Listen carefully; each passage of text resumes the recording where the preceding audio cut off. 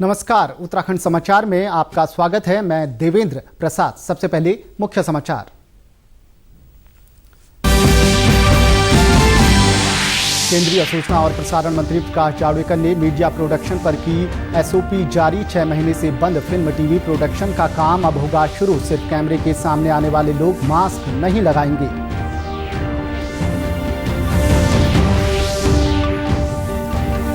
आपदा प्रभावित गांवों के विस्थापन के लिए वन भूमि के इस्तेमाल का केंद्र को प्रस्ताव भेजेगी राज्य सरकार। आपदा प्रभावित लोगों को 3 दिन के अंदर मुआवजा देने के निर्देश।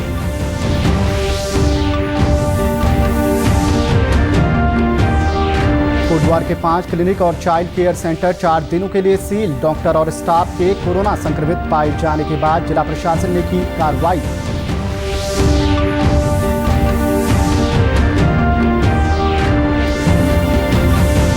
और उधमसिंह नगर में महिलाओं ने बेकरी उद्योग अपनाकर स्वरोजगार की ओर बढ़ाया कदम। कोविड-19 के मुश्किल दौर में बेकरी सेंटर ने कई महिलाओं को आर्थिक तौर पर बनाया आत्मनिर्भर। अब खबरें विस्तार से। सूचना और प्रसारण मंत्री प्रकाश जावड़ेकर ने आज मीडिया प्रोडक्शन संबंधी दिशा निर्देश जारी किए हैं। उन्होंने कहा कि करीब 6 महीने से फिल्म और टेलीविजन प्रोडक्शन का काम बंद पड़ा था। कुछ राज्यों में आंशिक रूप से शूटिंग की अनुमति दी गई थी, लेकिन अब सरकार इसकी मानक संचालन प्रक्रिया यानी एसओपी जारी कर रही है। सूचना प्रसारण मंत्री ने कहा कि ये उद्योग अर्थव्यवस्था का महत्वपूर्ण स्तंभ है जो लाखों लोगों को रोजगार देता है। कैमरा के सामने जो होगा किरदार वो नहीं मास्क लगाएगा, लेकिन बाकी लोग जो प्रोडक्शन से जुड़े हैं वो मास्क लगाएंगे, सोशल डिस्टेंसिंग का पालन करेंगे। आज अंतर्राष्ट्रीय जो नॉर्म्स एक तरह से हो गए हैं वो सब लागू किए हैं। मुझे लगता है इससे बंद पड़ी इंडस्ट्री को एक नई संजीवनी मिलेगी और निश्चित लोग स्वीकार करेंगे, उसको स्वागत करेंगे, क्योंकि ये एक महत्वपूर्ण पड़ाव है। हमारे अर्थव्यवस्था की सारी चक्के पहिए शुरू करना है। वहीं केंद्र के इस फैसले का फिल्म इंडस्ट्री ने स्वागत किया है। आज हमें पुनर्आरंभ और शूटिंग करने की इजाजत फिर से दी है। हम वादा करते हैं आपसे कि हम अपने प्रोटोकॉल को रखते हुए, पालन करते हुए हम अपने देश में उस मनोरंजन की खुशहाली फिर से लेकर आएंगे। Definitely have to follow the norms. We have to follow the measures which is there in the SOP written by the Government of India, and we all have to follow this. But definitely this news has been encouraging and very positive. ये INB ministry की तरफ से SOP जाहिर हुआ है, वो हम सब के लिए, हम सब कलाकारों के लिए, टेक्नीशियंस के लिए, एलाइड मजदूरों के लिए बड़ी खुशी की बात है। 6-7 महीने से काम जो बंद था उसे इस सूचना से या इस एसओपी से और ये INB मिनिस्ट्री ने प्रसारित किया है, इसलिए एक बहुत अच्छी गति मिलेगी। आपदा से प्रभावित गांवों के विस्थापन के लिए उत्तराखंड सरकार वन भूमि के इस्तेमाल का प्रस्ताव केंद्र सरकार को भेजेगी। मुख्यमंत्री त्रिवेंद्र सिंह रावत ने शनिवार को आपदा प्रबंधन की समीक्षा बैठक में जिलाधिकारियों को इस तरह का प्रस्ताव तैयार करने के निर्देश दिए हैं। बैठक में मुख्यमंत्री ने जिलाधिकारियों से विस्थापित होने वाले गांवों की सूची तैयार करने को कहा है। इसके लिए भूमि बैंक बनाया जाएगा। आपदा में मारे गए लोगों के परिजनों को 3 दिन के मुआवजा देने के निर्देश भी दिए गए हैं। साथ ही उनके भोजन और ठहरने की व्यवस्था करने को कहा गया है। मुख्यमंत्री ने कहा कि भूस्खलन से प्रभावित सड़कों को कम से कम समय में खोला जाए। बैठक में आपदा प्रबंधन सचिव SA मुरुगेशन ने बताया कि इस वर्ष प्राकृतिक आपदा के चलते राज्य में अब तक 62 लोगों की मौत हो चुकी है। 33 घायल हुए हैं, जबकि 4 लोग लापता हैं। 357 छोटे और बड़े पशुओं की भी हानि हुई है। सबसे अधिक नुकसान पिथौरागढ़ के बंगापानी तहसील के 4 गांवों को हुआ है। केंद्र सरकार ने आपदा मद में 468 करोड़ रुपए स्वीकृत किए हैं। जिलाधिकारियों को 103 करोड़ रुपए का SDRF बजट दिया गया है। अन्य विभागों को लगभग 190 करोड़ रुपए SDRF बजट दिया गया है। रुद्रप्रयाग जिले में जखोली विकासखंड के सिरवाड़ी गांव के लोग पुनर्वास की मांग कर रहे हैं। गांव में बार बार आपदा आती है। बीते 10 अगस्त को भी सिरवाड़ी में अत्यधिक भारी बारिश से नुकसान हुआ था, जिससे गांव के लोग सहम गए। गांव में अब भी जगह जगह मलबा पड़ा हुआ है। लोगों के घर भी क्षतिग्रस्त हुए हैं। गदेरा में पानी कम था, फिर हम 20 मिनट बाद दोबारा आए तो यहाँ अचानक हमारे ऊपर से एकदम पानी आ गया, हमारे सर के ऊपर से पानी। फिर हम भागे, फिर जोर जोर से चिल्लाने लगे, सबको उठाया गया यहाँ पे, फिर सेफ्टी जगह पे लेके गए। जब यहाँ हल्ला गोला हुआ हम बह रहे हैं, बड़ी मुश्किल है, बड़ी मुश्किल बस पकड़े हम, फिर भाग गए। बस भीतर भी पानी आई, चौक तक पानी आई, सारा चौक जो है वो नीचे गिर गए। डजान बिस्तर भीगी, सावधानी भीगी। जिलाधिकारी वंदना सिंह ने सिरवाड़ी गांव का निरीक्षण किया। उन्होंने सभी प्रभावितों के फसल और मकानों को हुए नुकसान का आकलन कर मुआवजा देने के निर्देश दिए। जिलाधिकारी ने कहा कि आपदा के दौरान लोगों के ठहरने के लिए सुरक्षित शेल्टर बनाने पर काम किया जा रहा है। गांव के लोगों के द्वारा ये डिमांड की गई थी, क्योंकि इस गांव में जो है गधेरे का एक पैटर्न है, जो हमेशा इसमें घटनाएं हर साल होती रहती हैं। तो इसमें कोई वैकल्पिक आश्रय सार्वजनिक रूप से बना दिए जाएं, जिसमें आवश्यकता की स्थिति में लोगों को शिफ्ट किया जा सके गांव के स्तर पे। तो उसके लिए हम लोगों ने पॉजिटिवली सभी जो संबंधित अधिकारी हैं उनको इसको कार्रवाई करने के निर्देश दिए। कोटद्वार के 5 क्लिनिक और चाइल्ड केयर सेंटर को 4 दिनों के लिए सील कर दिया गया है। यहां का स्टाफ कोरोना संक्रमित पाए जाने के बाद जिला प्रशासन ने ये कार्रवाई की है। यहां एक डॉक्टर समेत कुछ अन्य स्टाफ कोरोना पॉजिटिव पाए गए हैं। 6 माइक्रो कंटेनमेंट जोन बनाए गए हैं।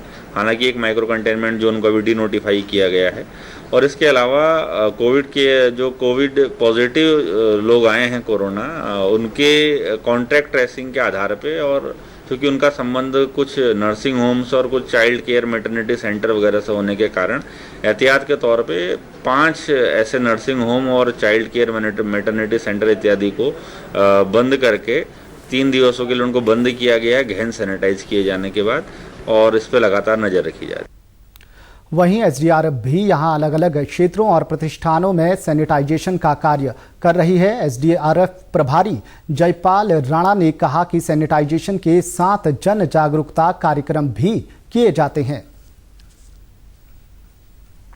हम लोग हफ्ते में 3 दिन सैनिटाइज करते हैं, और सारी चौकियां हो गई हैं, थाने हो गए, आपके सिद्धबली मंदिर हो गए, या विशेष आग्रह पे कोई बुलाता तो हम लोग सैनिटाइज करने वहाँ भी जाते हैं।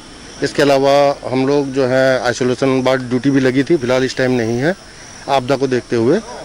और इसके अलावा हम लोग जन जागरूकता प्रशिक्षण वगैरह हो गया, और कोविड-19 के संबंध में बताना है, तो इस प्रकार की जन जागरूकता भी हम लोग चलाते हैं। दूसरे राज्यों से कोटद्वार आने वाले लोगों की भी कोविड जांच की जा रही है। उप जिलाधिकारी योगेश सिंह मेहरा ने कहा कि अपनी ट्रैवल हिस्ट्री छिपाना या गलत बताने वालों पर कार्रवाई की जाएगी। उधम सिंह नगर के रुद्रपुर में महिलाओं ने बेकरी से स्वरोजगार की ओर कदम बढ़ाया है। मुख्यमंत्री ग्रोथ सेंटर की योजना से जुड़कर यहां बेकरी सेंटर शुरू किया है, जिसमें रुद्रपुर के 8 ग्राम संगठनों के 60 महिला स्वयं सहायता समूह जुड़े हैं। महिलाएं यहां सारा कामकाज संभालती हैं। कुकीज, ब्रेड समेत बेकरी के सभी उत्पाद यहां तैयार किए जाते हैं। कोविड-19 के मुश्किल दौर में बेकरी सेंटर ने कई महिलाओं को आर्थिक तौर पर आत्मनिर्भर बनाया है। बेकरी ग्रोथ सिस्टम लाकर हम ज़्यादा से ज़्यादा महिलाओं को रोजगार प्रदान करने का अवसर दिया है। हमारे क्लस्टर में 8 संगठन हैं, जिसमें 600 परिवार हमारे साथ जुड़े हुए। रुद्रपुर में जिला ग्रामीण विकास अभिकरण के प्रोजेक्ट डायरेक्टर हिमांशु जोशी बताते हैं कि बेकरी सेंटर शुरू करने का उद्देश्य ज्यादा से ज्यादा महिलाओं को रोजगार से जोड़ना है।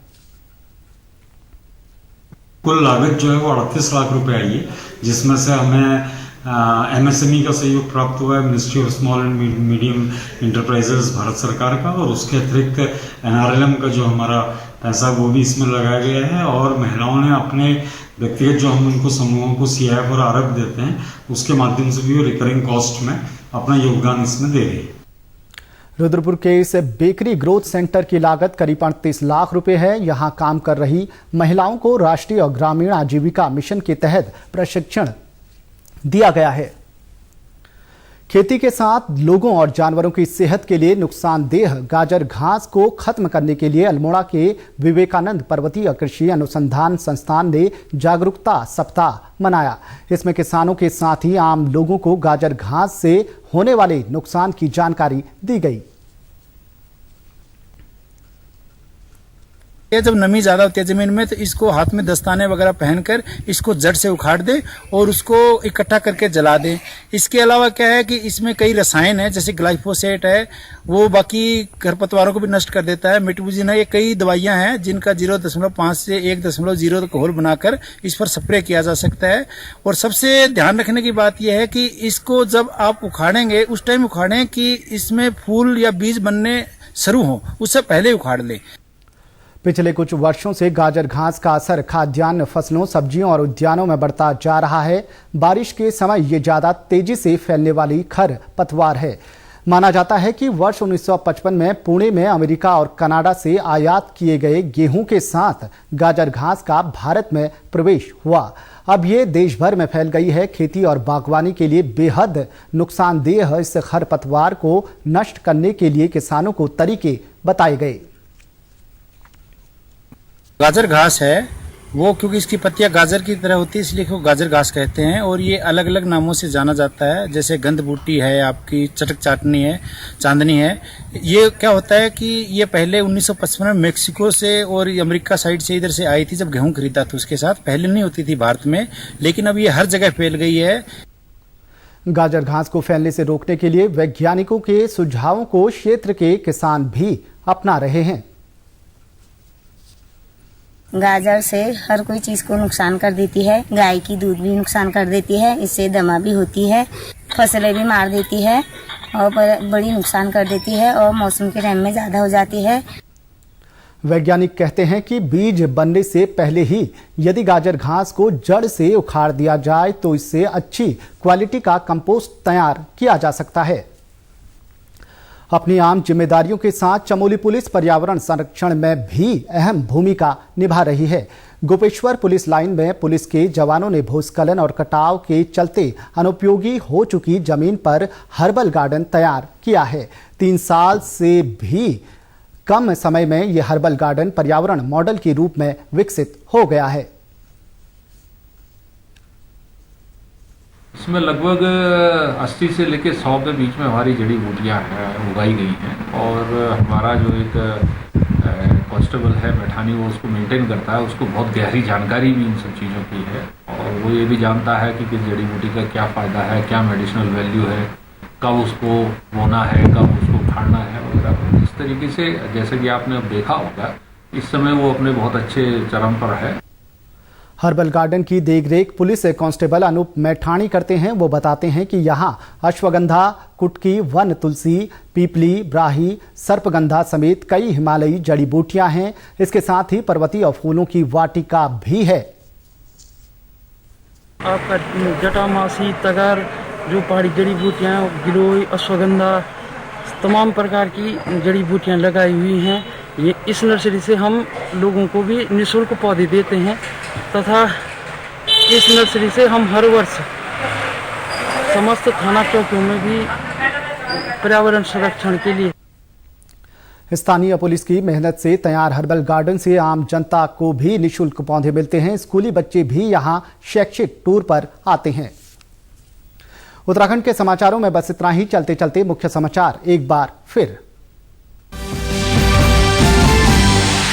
केंद्रीय सूचना और प्रसारण मंत्री प्रकाश जावड़ेकर ने मीडिया प्रोडक्शन पर की एसओपी जारी। 6 महीने से बंद फिल्म टीवी प्रोडक्शन का काम अब होगा शुरू। सिर्फ कैमरे के सामने आने वाले लोग मास्क नहीं लगाएंगे।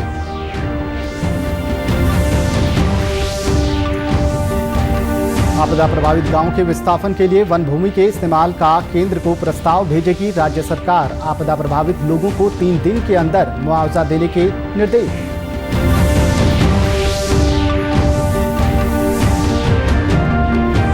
कोटद्वार के 5 क्लिनिक और चाइल्ड केयर सेंटर 4 दिनों के लिए सील। डॉक्टर और स्टाफ के कोरोना संक्रमित पाए जाने के बाद जिला प्रशासन ने की कार्रवाई।